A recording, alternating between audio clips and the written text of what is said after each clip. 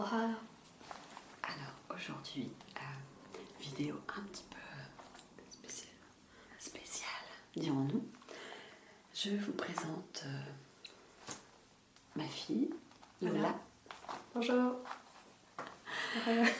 Et donc on va essayer de faire du soft spoken. Ça va être compliqué pour moi. Pour ma fille qui a l'habitude de parler assez fort et de parler très vite, ça va être un peu compliqué pour elle, mais je vais essayer de la tempérer. Voilà. Oui.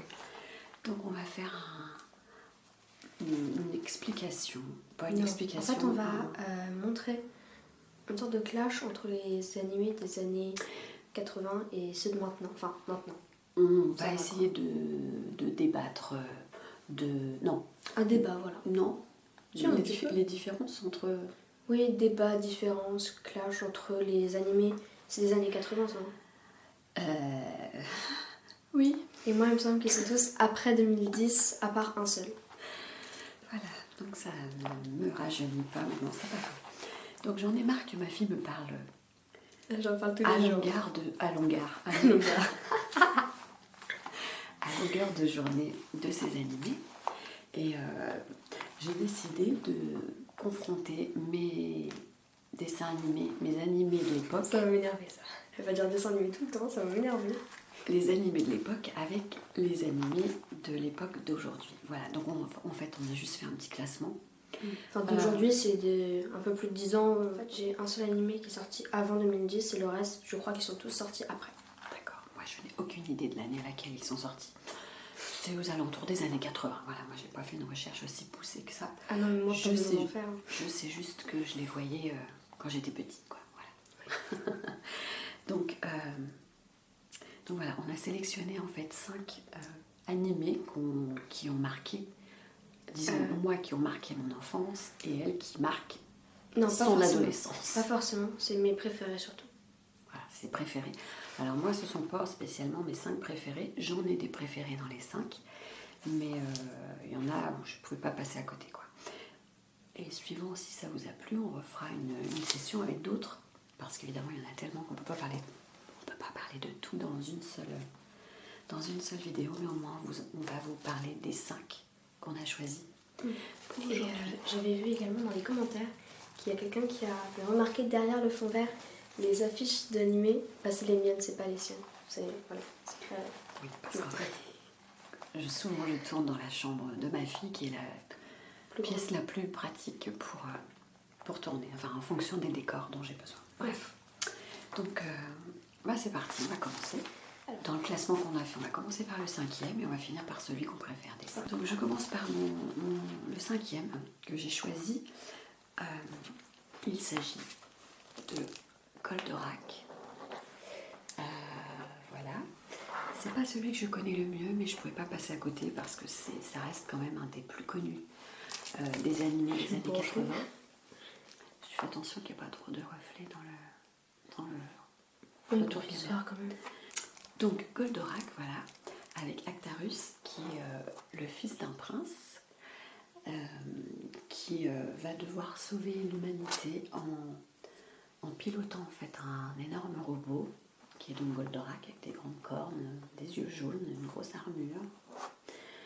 Et Goldorak est un énorme robot qui peut se déplacer en marchant et qui peut aussi se transformer en vaisseau spatial. Alors je ne sais pas si on va bien voir. Voilà, c'est ça. Il peut se transformer en vaisseau spatial comme ça. Il peut également se transformer en vaisseau spatial. Et ça, c'est le gros vilain méchant. Donc je crois que c'est lui, Vega. J'aime bien son nom. Ouais, Vega. Il a un beau nom, mais il est moche. Oui, il est très moche. Donc il est méchant, il est moche et en plus il est méchant. Oui, c'est pas ça. C'est lui moche et méchant. Oui. Donc voilà.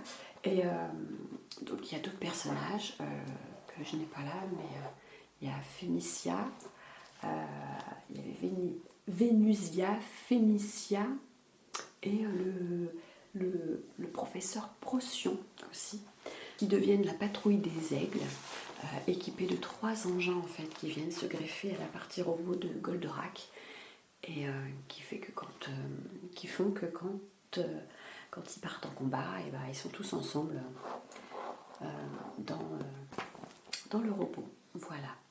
Et je voulais dire la fin, mais Non, à la fin, il y a un ultime combat entre la Lune et la Terre. Et je ne dirai pas qui gagne. Et voilà, tout le monde connaît la fin normalement de Goldorak. Donc ça, c'est mon 5e dans la liste des 5 que j'ai choisi pour aujourd'hui. Ce qui ne veut pas dire que c'est mon préféré, mais juste que Goldorak, je ne pouvais pas passer à côté et ne pas en parler, puisque ça a bercé ma génération, même si c'est pas celui que je regardais le plus fréquemment. C'était plus les garçons qui étaient fans de Goldorak que les filles. Voilà. Donc ensuite, toi, ton 5e alors. Mon 5e, c'est Mirai Nikki, Journal du futur donc. Je le connais pas non plus beaucoup, c'est comme Goldorak, enfin, j'aime beaucoup, mais en gros, on suit Yukiteru Amano, donc c'est lui. Il a les cheveux noirs, yeux bleus et un bonnet beige avec une étiquette. En fait, il est en 4e, il me semble, je crois. Et en gros, il tient un journal où il écrit tout le temps ce qui se passe dans sa journée. Il y a des reflets, il faut faire gaffe. Oui, dans sa journée. Et en fait, il se trouve que il y a une sorte de dieu, c'est compliqué, qui a attribué 10 journaux à 10 personnes. Je crois qu'ils sont 10, je sais plus, je crois. Et lui, c'est le premier. Et en fait, c'est un peu comme un battle royale. En fait, les possesseurs. Un battle royale. En fait, ils doivent se tuer entre eux et celui qui gagnera, donc le dernier survivant, deviendra dieu de ce monde. Et en fait, si leur journal est détruit, donc ça peut être n'importe quoi, ça peut être un livre, un bout de papier, un vrai journal, enfin voilà, et s'il est cassé, il meurt. Et il se retrouve en couple, je crois, avec Yuno Gasai, c'est une des premières yandere. Yandere, c'est les filles qui paraissent toutes calmes, gentilles, etc., et qui en fait sont des folles. Donc elle a les cheveux roses, attachés ou détachés, et un uniforme bleu et rouge. Et voilà. Faut que tu fasses mieux voir à la caméra, peut-être en te rapprochant. Je dirais pas la fin, mais voilà. Donc Yuno Gasai qui est ici et ici, et Yukiteru qui est là. Voilà pour mon 5e. Et j'aime bien parce que l'opening il est bien aussi. Tout est bien dans la vie. Alors moi, le 4e de cette session, c'est j'ai choisi Jace et les Conquérants de la Lumière. Je ne sais pas s'il y en a beaucoup qui connaissent ça. Ce dessin, enfin cet animé, parce que si je dis dessin animé, je vais me faire disputer par ma fille. Jace et les Conquérants de la Lumière. Donc en fait, Jace, c'est lui, c'est un jeune homme charmant, au demeurant, avec des cheveux mi-longs et une petite mèche blanche au milieu, avec un petit, je crois que c'est un petit bijou, je sais pas quoi qu'il a. Voilà. Et donc, l'histoire, c'est qu'en fait, il y a un professeur, un biologiste. Donc en fait, lors d'expériences destinées à trouver de nouvelles plantes pour parvenir à vaincre la famine dans l'univers, il y a un biologiste qui s'appelle le biologiste Audric, qui en fait une erreur en créant ces plantes, et il crée des monstro-plantes qui sont à la fois, donc les monstro-plantes, on les voit là,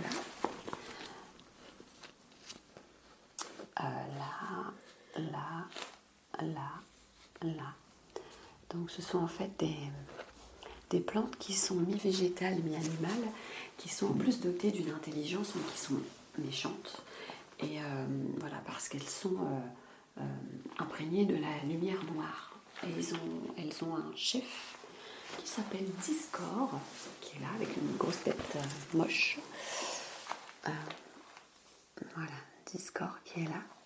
Et en fait, il y a la racine, il y a Jace qui est en possession d'une racine, et son père, donc, qui est le biologiste Audric, qui a également une autre racine, et les deux doivent être mis ensemble pour arriver à vaincre les monstro-plantes. Et donc il part à la recherche de son père qui s'est enfui pour pouvoir justement retrouver l'autre partie de la plante et vaincre les monstro-plantes. Et donc dans sa quête, il est accompagné de Yaoum, le petit chevalier, qui est une sorte de petit, je crois que c'est un petit robot. Et les monstro-plantes, ils ont tous des armes plus ou moins différentes. Voilà. Et qui cherche sans arrêt Jace pour essayer de le neutraliser.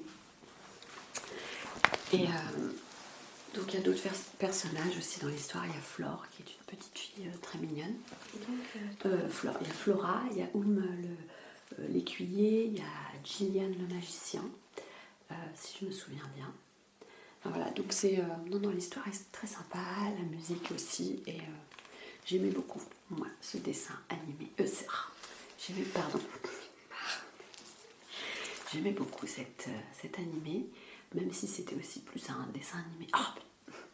Un animé de garçon. Pour autant, moi, autant Goldorak, j'étais pas hyper fan, mais autant Jace et les Conquérants de la Lumière, j'aimais beaucoup. Voilà.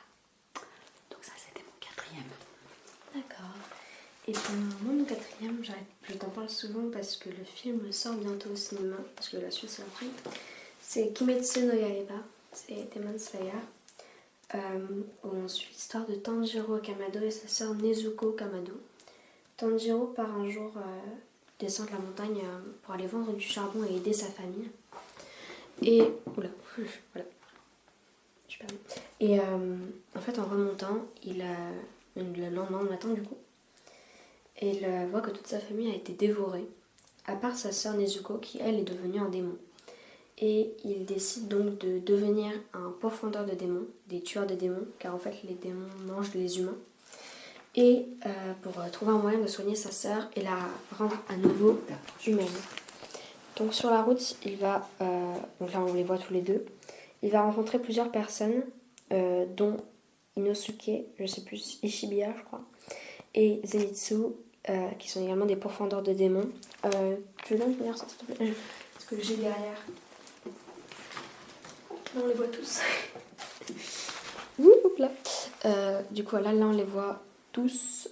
Donc ici, on a Tanjiro, Nezuko, Zenitsu, donc, qui est un garçon plutôt peureux, qui est amoureux de Nezuko et qui est pas ultra puissant. Et Inosuke, donc, qui a été élevé par des sangliers.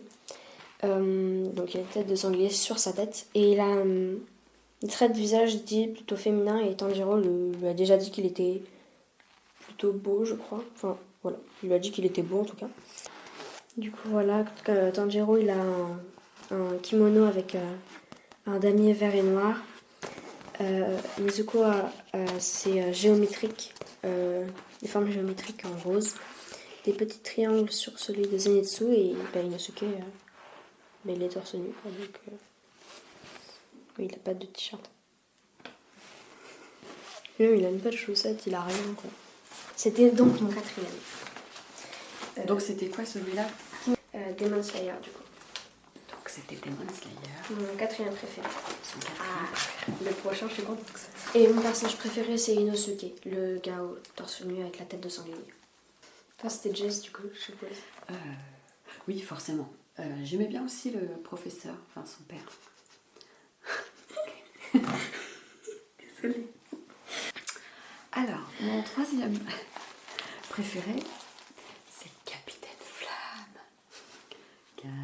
Capitaine Flamme, tu n'es pas de notre galaxie, mais du fond de la nuit. Capitaine Flamme. J'adorais Capitaine Flamme, donc juste pour vous dire, j'étais... voilà, donc ça c'est Capitaine Flamme. Là, voilà, là, avec son beau revolver, beau pistolet. En fait, j'étais amoureuse de Capitaine Flamme. Ah, moi aussi j'en ai un que j'aime. J'étais amoureuse de Capitaine Flamme quand j'étais petite, et je sais pas pourquoi. Puisque quand je le vois maintenant, je le rencontrerai dans la rue, il me ferait ni chaud ni froid. Mais... bon, Capitaine Flamme, en fait, son vrai nom, c'est Curtis Newman. Voilà. Il prend le pseudo de Capitaine Flamme en grandissant parce qu'en fait, ses parents sont morts. Et son père, sa mère, quand elle est morte, a voulu que son fils, en fait, en grandissant, sauve l'humanité. Donc, en fait, il y a beaucoup de personnages qui sont censés sauver l'humanité, l'univers, etc. Et donc, comme ses parents sont morts, il est éduqué par Mala, qui est ici, un espèce bonhomme assez costaud, qui d'ailleurs a, comment dire, la faculté de pouvoir se métamorphoser. Il a, comme s'il était en pâte à modeler un peu. Il est capable de se transformer, de se modeler, de prendre la forme qu'il veut, avec son petit animal de compagnie d'ailleurs, qui s'appelle Frégolo. Frégolo. Et puis il est élevé également par Crag le robot et son petit chien Limaille. Voilà. Et il y a aussi, où c'est qu'on le voit, donc il y a son ami Johan par la suite qui va devenir sa petite amie qu'il suit dans toutes ses aventures, et le petit Ken qui lui va devenir petit à petit comme son fils. Et il a été également élevé par le professeur Simon. Le professeur Simon est en fait le meilleur ami du père de Capitaine Flamme. Et en fait, il a transplanté son cerveau dans un robot juste avant de mourir. Enfin, il a fait en sorte de se faire transplanter le cerveau parce que je pense qu'il n'a pas dû le faire lui-même. Bref, du coup, le professeur Simon peut continuer à veiller sur le Capitaine Flamme. Voilà, et donc il voyage à bord du Cyberlab, qui est le vaisseau spatial de Capitaine Flamme, que l'on voit également ici, là, et que l'on voit aussi là, voilà, on le voit moins bien par contre. Mais voilà, ils voyagent dans l'espace avec le Cyberlab, ils ont plein d'aventures, et je sais que j'aimais beaucoup l'atmosphère et l'ambiance de cet animé-là. C'était vraiment un de mes préférés, et la musique de générique, enfin, l'opening. Oui, l'opening. J'adorais, et j'adore encore d'ailleurs. Donc voilà, ça fait partie de mon trio de tête, Capitaine Flamme. J'étais très assidue, et voilà, c'est mon troisième préféré. Enfin, c'est mon numéro 3 de mes préférés. Le mien, et c'est le seul qui est sorti avant 2010, qui est dans mes préférés, c'est Death Note. C'est Death Note du coup. En fait, on suit l'histoire de Light Yagami, au milieu ici, qui au départ est un jeune lycéen, 16 ans, qui sort de son lycée et qui tombe sur un cahier de la mort où il y a écrit Death Note dessus du coup. Et donc voilà, il est là. Et en fait, c'est un cahier qui permet de... Quand on écrit le nom d'une personne dedans, elle meurt. Et donc la personne qui lui explique ça, c'est Ryuk, un dieu de la mort qui a laissé tomber son cahier, donc le Death Note. Et du coup, il décide... bon, il est un peu mégalomane en fait. Et il décide de tuer tous les criminels et de devenir un dieu en fait dans ce monde. Où il prend le pseudo également de Kira. Et plus tard, il rencontrera Misa Amane, qui deviendra sa petite amie. Mais son père est de la police en fait, à Light Yagami. J'ai dit son nom? Oui, c'est Light Yagami. Et en fait, il y a un détective qui s'appelle Elle. Et donc Elle... C'est un garçon?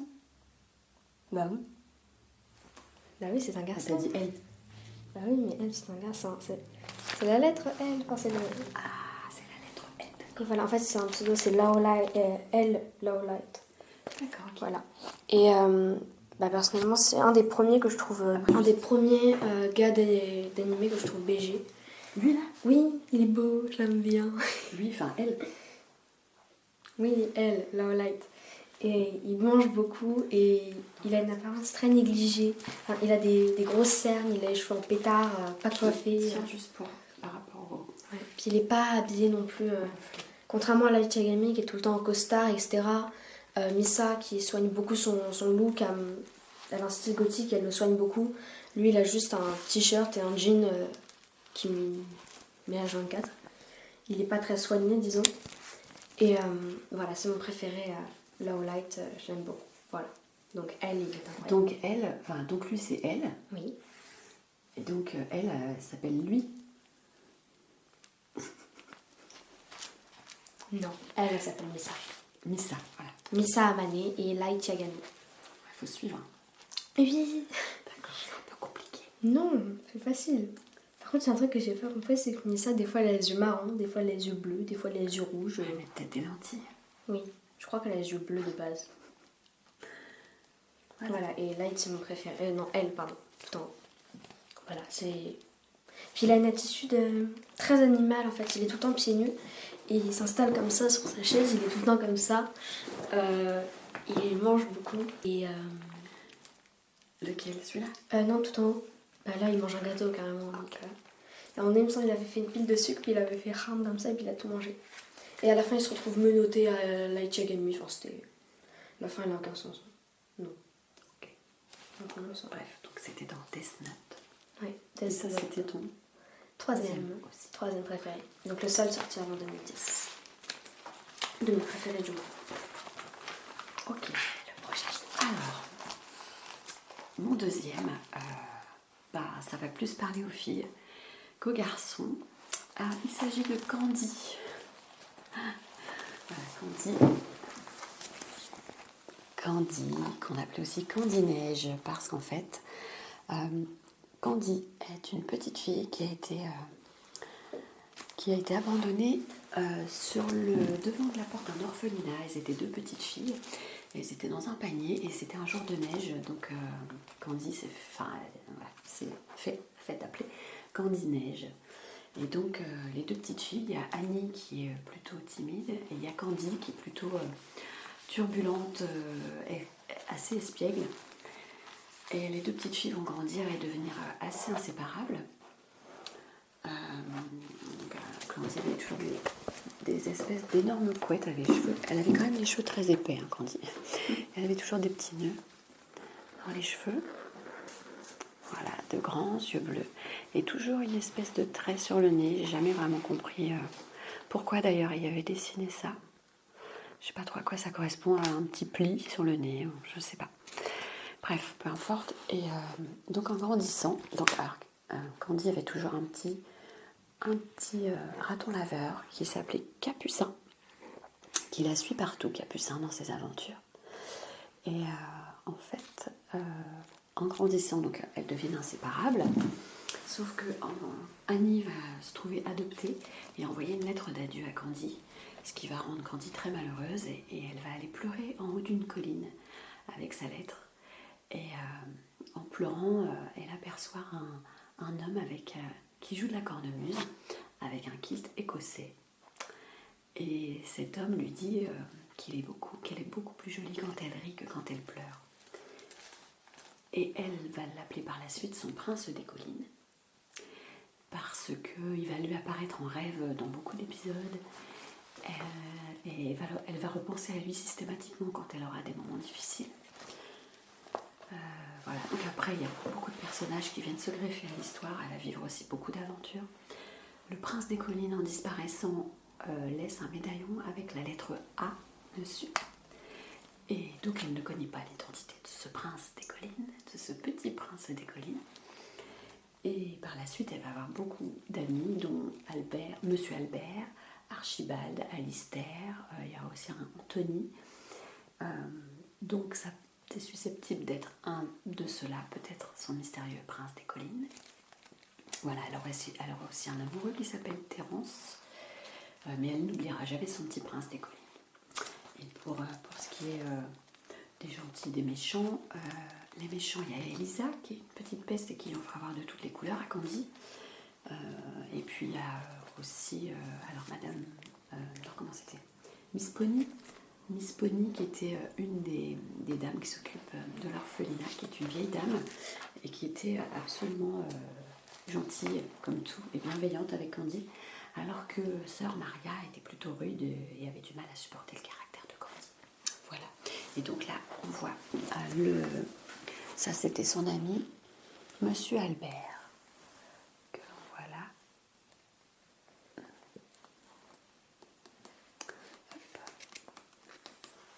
Donc voilà. Et puis pareil, un générique aussi qu'on retient très facilement et qui nous met tout de suite en joie. Aussi des comme ça. Au pays de Candy, comme dans tous les pays, on s'amuse, on pleure, on rit. Il y a des méchants et des gentils. Et pour sortir des moments difficiles, avoir des amis, c'est très utile. Un peu d'astuce, d'espièglerie, c'est la vie de Candy. Voilà, donc ça, c'était ma deuxième préférée. Alors, mon deuxième préféré, c'est un des seuls animés que j'ai pu voir où on s'attache réellement aux méchants entre guillemets. C'est Ansatsu Kiyoshitsu Assassination. J'ai rien compris.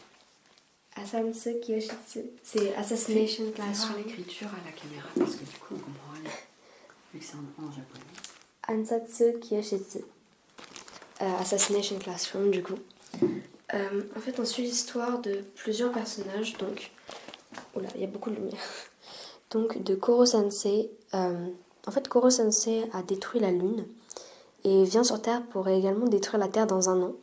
Et une classe de 3e, la 3e E, qui est une classe réputée pour avoir de très mauvaises notes ou être des. Je veux dire cancres, mais bref, voilà. Des délinquants se retrouvent à être forgés à devenir des tueurs pour assassiner leurs profs avant qu'ils ne détruisent la Terre. Et donc, on suit principalement Nagisa, et je sais plus son nom de famille, et Karma Akabane, qui seront donc formés à devenir des tueurs.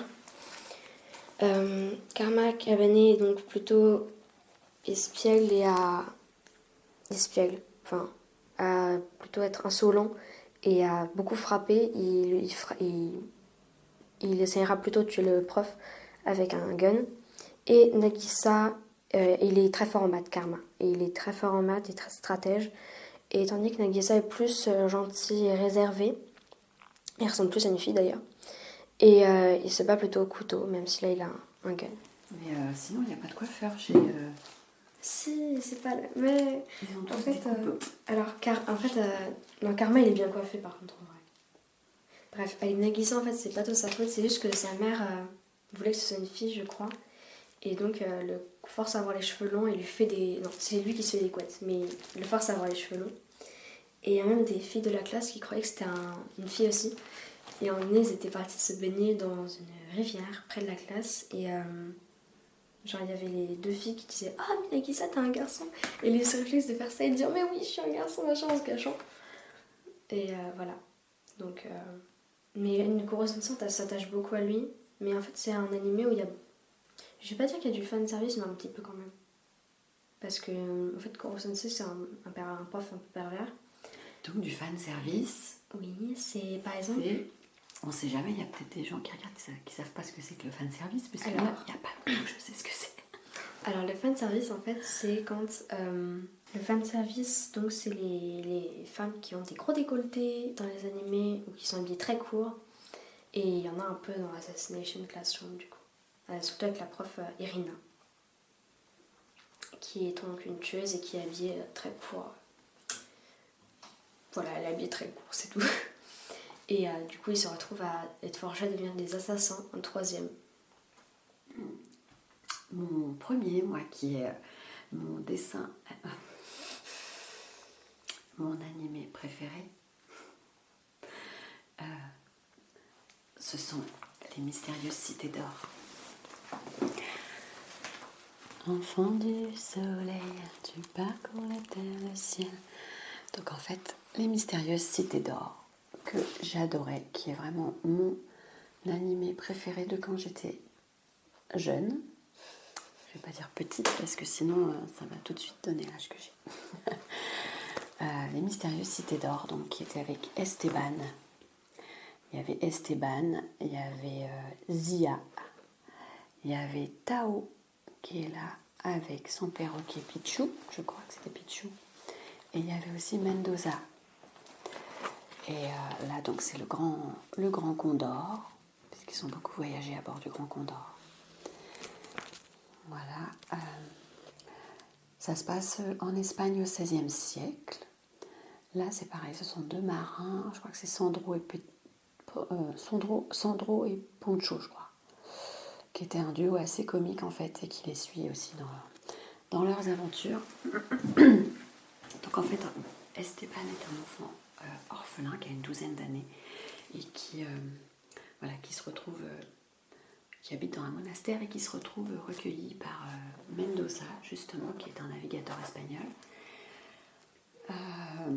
Et il s'avère qu'Esteban a un médaillon autour du cou, une moitié de médaillon, et quand il rencontre Zia lors d'un voyage, il se rend compte que Zia a exactement le même médaillon qu'Esteban, donc ça a forcément une symbolique, une signification.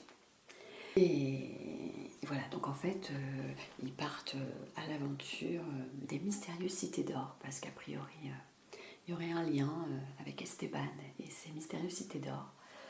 Et Esteban est pris d'ailleurs pour le dieu du soleil, puisqu'il voyage à bord du Grand Condor, qui est un oiseau en or massif, qui fonctionne à l'énergie solaire d'ailleurs, donc ils se posent souvent au crépuscule, et ils arrivent toujours dans des paysages et dans des lieux assez fantastiques, assez en tout cas chargés d'histoire. Voilà, et j'adorais cet animé. En plus, il y avait un narrateur, il y avait une voix off qui était assez irrésistible, je dois dire, que j'aimais beaucoup, et qui parlait un peu au début de l'animé, et tout à la fin, il y avait un documentaire en fait, où on voyait de vraies images filmées des lieux où ils avaient été... voilà, par exemple, quand ça parle des pyramides, quand ça parle des Incas, etc., de la muraille de Chine, peu importe, on voyait à la fin les vraies images des lieux où ils avaient été pendant les épisodes en fait. Et donc c'était assez instructif en même temps. Et donc tout était génial dans cet animé, les personnages, la musique, l'opening, le côté instructif, la voix off, tout, et c'était plein de rebondissements. J'avais hâte à chaque fois de voir le prochain épisode. Et d'ailleurs, pour tout vous dire, ma fille ici présente a failli s'appeler Esteban, puisque c'est un prénom que j'adorerais particulièrement. Et pendant des années, je me suis dit, mais quand j'aurai un enfant, un garçon, je l'appellerai Esteban. Finalement, j'ai une fille qui s'appelle Lola. Et mon fils, par la suite, quand j'ai eu mon fils, je m'étais lassée du prénom Esteban. Donc, pareil, il s'appelle autrement. Heureusement. Voilà. Sinon, j'aurai un fils qui s'appelle Esteban, grâce aux mystérieuses cités d'or. Ouais. Enfin, j'ai Lola et c'est très bien. Encore heureux. Alors, à toi, donc cette fois, c'est comme toi avec le Capitaine Flamme. Tu étais amoureuse du Capitaine Flamme. Boku no Hero Academia. J'ai un t-shirt d'ailleurs de Todoroki que c'est mon préféré parce que je l'aime beaucoup. Boku no Hero Academia. Je vais montrer pour l'instant que Izuku. Donc, en fait, on est dans un monde où la population, plus de 90% de la population est dotée d'une altère, qui est un pouvoir en fait dans l'anime. Et donc on suit Izuku Midoriya. Moi je l'appelle le brocoli parce qu'il a, voilà, question de physique quand même quoi. C'est les cheveux verts. Oui, il a des cheveux verts et puis il est pas très très beau je trouve. Voilà, il ressemble un peu à un brocoli je trouve. Et donc lui n'a pas d'altère et se fait harceler par Katsuki. Baku, il y a des personnes qui se servent mal de leur altère pour faire le mal et d'autres pour faire le bien. Et donc il y a des héros qui sont là pour contrecarrer les vilains. Ils s'appellent les vilains dans le truc. Et donc depuis son enfance, étant donné qu'il n'a pas d'altère, il se fait harceler par Katsuki Bakugo qui lui fait des explosions. D'où sa coupe de cheveux avant que je parle de coiffeur. Voilà, il est ici, il fait des explosions. J'aime bien cette... Il est BG mais voilà quoi. Pas non plus foufou. Et donc il a juste une coupe de hérisson. Oui, je l'appelle le boom boom bye. On l'appelle le boom boom bye. Parce qu'il fait des explosions. Et en fait, Izuku est fan d'un héros en particulier, le plus grand des héros, All Might. C'est un peu le cliché, un peu une tenue rouge, bleu et blanc, il me semble. Et d'autres couleurs aussi. Relativement bronzé, très grand, très musclé, blond. Il est pas très très beau. C'est pas moi qu'il faut que tu Oui, je sais. Il est pas très très très très beau, All Might. Et il est fan de ce héros. Et en fait, All Might cherche un descendant pour son pouvoir. Je vais pas dire pourquoi, mais voilà. Et donc il le transfère à Midoriya, qui va donc devoir apprendre à gérer son altère. Parce que son rêve, comme à Katsuki Bakugo, c'est de rentrer à Yue, qui est le plus grand lycée du Japon, avec... en fait, c'est un lycée pour les gens qui ont des altères, justement. C'est grâce à ça qu'on se fait repérer pour devenir un héros et tout. Et ils sont dans la filière super-héroïque aussi. Et donc il y a également Todoroki Shoto, que c'est comme toi, Capitaine Flamme en fait, qui a les cheveux rouges et blancs. Donc là, c'est celui-là. Oui, qui est là. il est beau. qui a les cheveux rouges et blancs. Donc moi je l'appelle Icy Hot. Et il a les cheveux un peu un mix entre sa mère et son père. Son père a les cheveux rouges et les yeux bleu cyan, bleu turquoise. Donc comme son côté gauche. Et côté droit, cheveux blancs, yeux gris comme sa mère. Et sa brûlure à l'œil est due à celle de sa mère. Donc au niveau des caractères, Midoriya est surtout très enfantin, je dirais. Et Todoroki, il est très calme. Et Katsuki, il est très énervé. Et voilà, c'est mon préféré parce que... Mais c'est qui Katsuki Katsuki, c'est le blond avec une coupe d'hérisson, c'est le Boom Boom Boy. Midoriya, c'est le brocoli cheveux verts. Et Todoroki, c'est le plus BG de tous les BG. Voilà. Ouais. Je sais pas si le Capitaine Flamme est plus beau que lui en fait. Bah oui, clairement. Tu crois? Certaines. Peut-être. J'espère que vous avez... J'espère que vous voyez pas ce moment, surtout, parce que vous dormez. Normalement, ça vous a endormi? Non? Bah c'est censé être de l'ASMR, tu m'as dit. Ouais, mais l'ASMR, c'est pas fait que pour s'endormir, c'est fait pour se détendre et se relaxer. Donc, voilà, enfin, on espère que vous avez aimé. Et bah, on fera peut-être une autre partie une autre fois avec d'autres animés, parce qu'il y en a énormément. Et il y en a plus de 15 000. Donc voilà, on fera pas les 15 000, ça c'est sûr. Mais je pense qu'on fera une deuxième session avec d'autres animés, avec nos 5 autres préférés, parce que j'en avais d'autres, j'ai eu beaucoup de mal à... J'en avais choisi 10 à la base, et ensuite on s'est dit que ça faisait trop long, du coup on a choisi que nos 5 favoris. C'est ça. Et on a eu du mal à en extraire que 5, parce qu'il y en avait d'autres aussi qui nous plaisaient beaucoup. Donc je pense qu'on fera une autre session, et on attend avec impatience vos commentaires. Et Lola, tu as l'air d'un fantôme, parce que là, c'est pas ma faute, c'est toi qui as mis la lumière. Je suis un fantôme, bonjour. Voilà, donc à très vite. Sayonara.